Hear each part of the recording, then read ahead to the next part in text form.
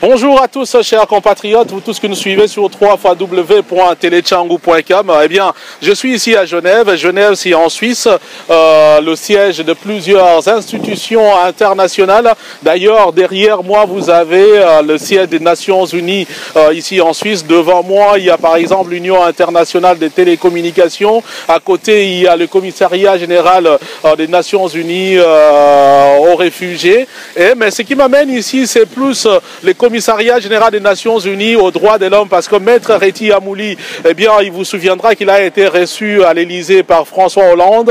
Il a été reçu à la Commission, au Parlement, disons, à l'Union européenne par le président de l'Union européenne, Herman Van Rompuy. Eh bien, ici, il vient d'être reçu par Madame Nevi Pillay, qui est donc la haut représentant, que je dis, la haut commissaire des Nations Unies chargée de droits de l'homme. Question de faire un plaidoyer sur la création d'un tribunal pénal international sur la République démocratique du Congo.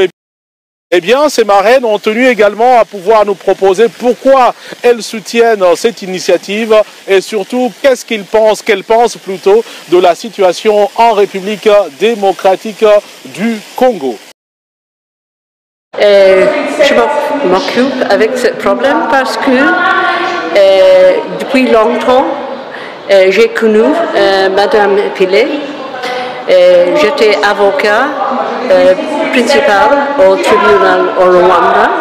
Et dans ce procès, Madame Pillay était le président de la Chambre. J'ai toujours admiré son courage. Et j'ai cru que si quelqu'un qui peut nous aider, ce serait Madame Pillay. Je ne peux pas du tout accepter une telle situation où il y a plus que 6 millions de gens morts et que dans 21 années, rien n'était pas fait pour ces gens-là. Il y a beaucoup de gens de bonne volonté, de très bonne volonté, qui ont essayé de faire quelque chose. Mais regardez, nous sommes ici, aujourd'hui, et pas de tribunal, pas de cour internationale pour arrêter cette terrible les problèmes vraiment terribles qui passent là-bas. Et ces gens-là, on croit qu'ils font le viol et les meurtres comme impunité.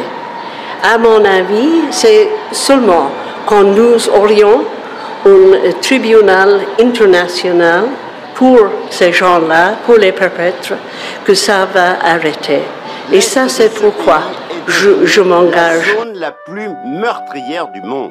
Des réfugiés de toutes sortes, beaucoup de Hutus rwandais, des génocidaires en fuite, des guérillas par dizaines menés par des seigneurs de la guerre s'affrontent et commettent des massacres sur un sol gorgé de diamants, de minerais précieux et de bois rares qui financent les tueries. Le Rwanda est très actif dans cet enfer. Vous dites que c'est un enfer, c'est-à-dire?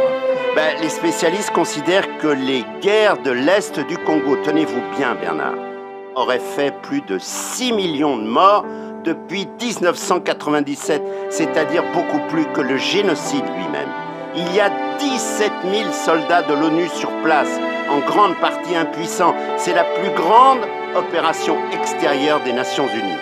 Alors les pandémies tuent énormément, mais parmi les horreurs, les rafles d'enfants pour en faire de la chair à canon et le viol de masse des femmes. Il y a plus d'1 million de séropositifs en RDC où le sida est devenu une arme de destruction massive.